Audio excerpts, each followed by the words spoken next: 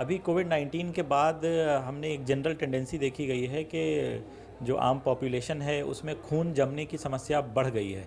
जो पहले दिल की बीमारियों की परसेंटेज थी, अब वो उससे काफ़ी ज़्यादा हो गई है कि जो मैंने सबसे यंग एज में जो पेशेंट था वो 28 साल का पेशेंट था जिसकी बाईपास सर्जरी करनी पड़ी है। जो बीमारी 70-80 साल के लोगों में हुआ करती थी, अब वो उसकी उम्र कम होती चली जा रही है। जनरल फिजिशियन या जनरल डॉक्टर के पास तो चले जाते हैं, लेकिन जब कार्डियो की बात आती है तो दिल्ली मुंबई की तरफ मूव करने लगते हैं। तो वहाँ के ट्रीटमेंट और यहाँ के ट्रीटमेंट में क्या अंतर है? नहीं, देखिए, वहाँ का ट्रीटमेंट और यहाँ के ट्रीटमेंट में कोई अंतर नहीं। कोविड-19 के बाद लोगों के मन में जो सबसे ज़्यादा बीमारी का प्रकोप बढ़ा वो है कार्डियो अटैक का और दिल से जुड़ी बीमारियों का। कई सारे लोगों को देखने को मिला। हालांकि सोशल मीडिया के ज़माने में ज़्यादा ये चीज़ प्रचार प्रसार होने लगा है। कितना कुछ बीमारी का प्रकोप पहले था और अभी कितना है वो जानने का थोड़ा सा प्रयास करेंगे। हमारे साथ में डॉक्टर साहब मौजूद हैं, डॉक्टर गज़ल ही बताइए। गज़ल। तो डॉक्टर साहब, कहाँ से प्रैक्टिस शुरू की और क्यों आखिर कोविड-19 के बाद से लोगों के बीच में ये बीमारी का जो प्रकोप है वो बढ़ा है? मेरा नाम डॉक्टर गज़नफ़र है और मैंने आरएमएल हॉस्पिटल दिल्ली से एमसीएच की डिग्री हासिल करी है कार्डियक सर्जरी में। और जहाँ तक दिल की समस्याओं का सवाल है, अभी कोविड-19 के बाद हमने एक जनरल टेंडेंसी देखी गई है कि जो आम पॉपुलेशन है उसमें खून जमने की समस्या बढ़ गई है। अब काफ़ी कम उम्र के लोगों में भी खून जम रहा है, उससे संबंधित परेशानियां हो रही है। और एक दूसरी बहुत बुरी बात है, हमारे समाज में जो है वो एक्सरसाइजेज़ और लाइफस्टाइल और डाइट खान पान को लेके बहुत सी चीज़ें ख़राब होती चली जा रही हैं। स्ट्रीट फूड का चलन बढ़ता चला जा रहा है, उसकी वजह से है। इन दोनों समस्याओं को मिला देने से जो पहले दिल की बीमारियों की परसेंटेज थी, अब वो उससे काफ़ी ज़्यादा हो गई है।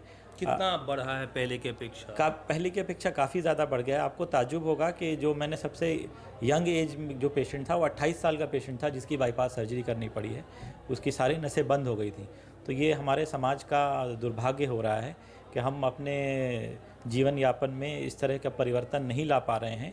जो बीमारी 70-80 साल के लोगों में हुआ करती थी, अब वो उसकी उम्र कम होती चली जा रही है, 30 साल 40 साल में होती जा रही है। अच्छा, क्या लक्षण है जिसके बाद यदि लगे कि उनको ये लक्षण आने लगे तो फिर आपके पास आएँ, वो जांच करवाएं और कैसे सुधार होगा वो बताइएगा? देखिए, बहुत सिंपल लक्षण है। आप कुछ भी काम करेंगे, चलेंगे, सांस फूलेगी, दिल की धड़कन पता चलेगी। आप 2 साल पहले 2 फ्लाइट ऑफ स्टेयर्स ले पाते थे, अब नहीं ले पा रहे हैं। तो इस तरह के चेंजेस अगर आ रहे हैं तो आपको तुरंत किसी भी हृदय विशेषज्ञ से संपर्क में आना चाहिए। उनसे अपना ईसीजी, एको कराना चाहिए और अगर आवश्यकता है तो एंजियोग्राफी भी करानी चाहिए, क्योंकि हमारा सारा ध्यान जो होना चाहिए हमारे समाज का वो प्रिवेंशन पे होना चाहिए कि बीमारी को जितना हो सके उसके शुरुआती दौर में पकड़ लिया जाए ताकि उसके आखिरी स्टेजेस में जाके कष्ट का सामना न करना पड़े। अच्छा, लोगों के बीच में ये भी बड़ा अफवाह फैला हुआ है कि जो दिल के मरीज हैं उनको जीवन भर दवाई खाना पड़ेगा, जीवन भर ये। तो बहुत सारे आदमी डर से ही नहीं आते कि लाइफ टाइम कहाँ से दवाई खा पाएंगे, तो वो सब क्या है?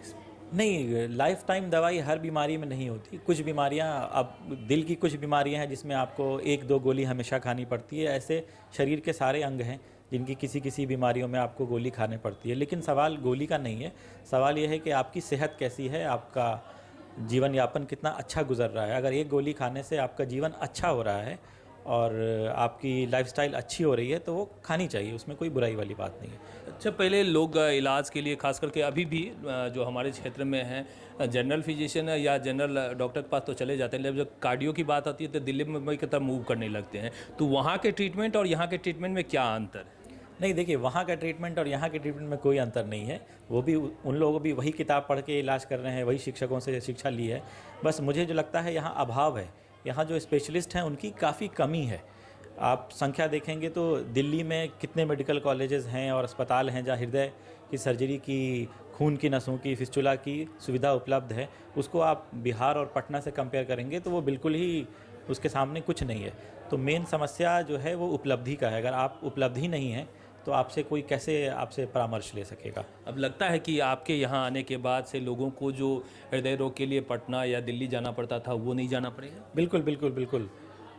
डॉक्टर फैजुल साहब और हम लोगों ने मिलकर यही प्लान किया है कि आने वाले समय में एक एक करके, अभी फिस्टुला की सर्जरी शुरू करी है, फिर वैस्कुलर सर्जरी शुरू करेंगे, फिर थोरैसिक करेंगे, एक एक करके जितना संभव हो सकता है सारे मरीज़ों का यहीं इलाज करेंगे ताकि बिहार के वासी दिल्ली जाके ठोकर ना खानी पड़े, एम्स की सीढ़ियों पे उन्हें इंतज़ार ना करना पड़े, आरएमएल में वेटिंग में खड़े ना होना पड़े। सब मरीज़ों को यही सारी सुविधाएं दी जाएगी। तो आज के मरीज़ मैक्सिमम जो है पेट समस्या, किडनी और हृदय, ये मैक्सिमम आते हैं और इन सभी का इलाज आपके पास संभव है? जी जी, रामशिला की छत के नीचे अभी सारी सुविधाएं उपलब्ध हैं। हृदय रोग की जो समस्याएं थी उनका इलाज अब हम लोग शुरू कर रहे हैं, तो मुझे नहीं लगता कि इसके बाद कुछ बचेगा जिसका समाधान इस अस्पताल में नहीं हो पाएगा।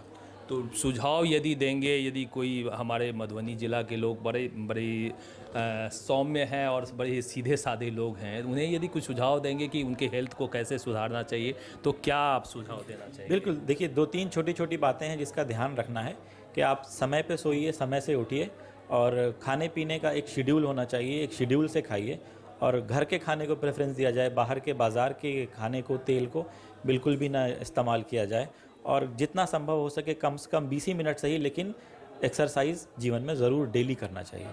अब बड़े समस्याओं में नहीं फंसना चाहते हैं, बड़े मेडिकल जो है वो बिल के चक्कर में नहीं फंसना चाहते हैं, तो जब छोटी छोटी आपकी समस्याएं आपके साथ में शुरुआत होती है तो सीधा संपर्क कीजिए और शुरुआत में इलाज संभव है। ये नहीं कि आप शुरुआत में आपने दवाई खाना शुरू कर दिया तो जीवन भर आपको दवाई खाना पड़ेगा। शुरुआत में डॉक्टर साहब ने कहा कि शुरुआत में बहुत सारे ऐसे चीज़ हैं जिनके लिए इलाज से ठीक हो जाएंगे और एक आध गोली यदि जीवन भर खाना भी पड़े तो कोई बड़ी बात नहीं है, जैसे बीपी वगैरह की दवाई खानी पड़ती है लाइफ टाइम में। तो ये डॉक्टर साहब का सुझाव है और हम लगातार कोशिश करेंगे कि रामशिला के अंदर में यदि कुछ भी प्रयोग होता है तो जानेंगे, ताकि आप लोगों को सुविधा मिल सके और आप लोग जो है इसका लाभ उठा सकें।